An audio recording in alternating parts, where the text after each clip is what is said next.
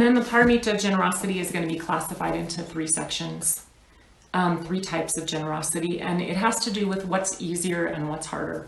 So the easiest kind of generosity is giving money and material things.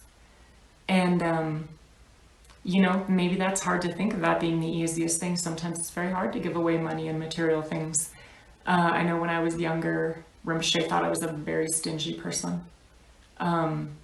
It was hard. I was not used to giving large amounts of money, for the Dharma or for whatever it was. Rinpoche always insisted we give a lot of money, because we're Dharma practitioners and Dharma practitioners give.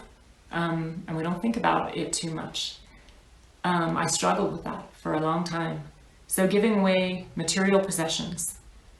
And it's the easiest thing to do though, because it's not like part of my physical person or something that maybe I identify with it as mine, but not the way I identify with my body or my loved ones.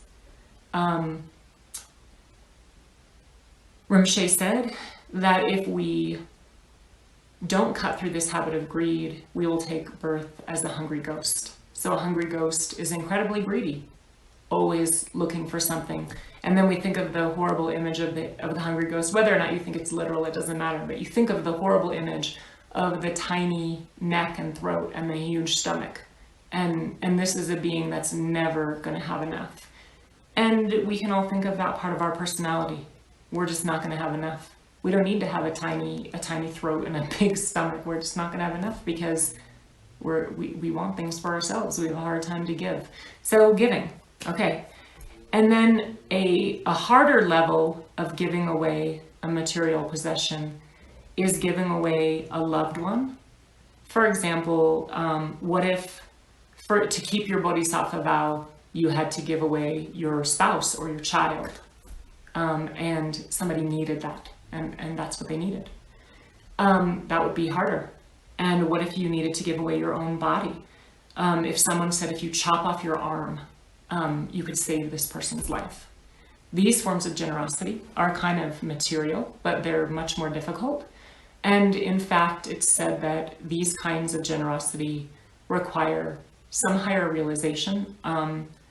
Giving away your own body is said to require the realization of emptiness, so achieving the first bhumi, a very high level of realization.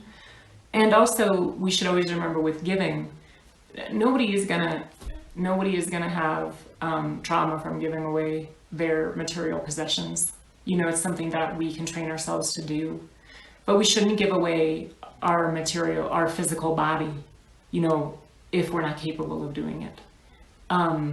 We actually are degrading our Bodhisattva vow if we try to give something we're not capable of giving away.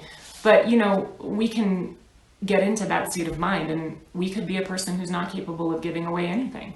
It's like, oh, I can't give that $100 because I'm not capable of doing it. So we have to be really careful, to understand the meaning of the Dharma.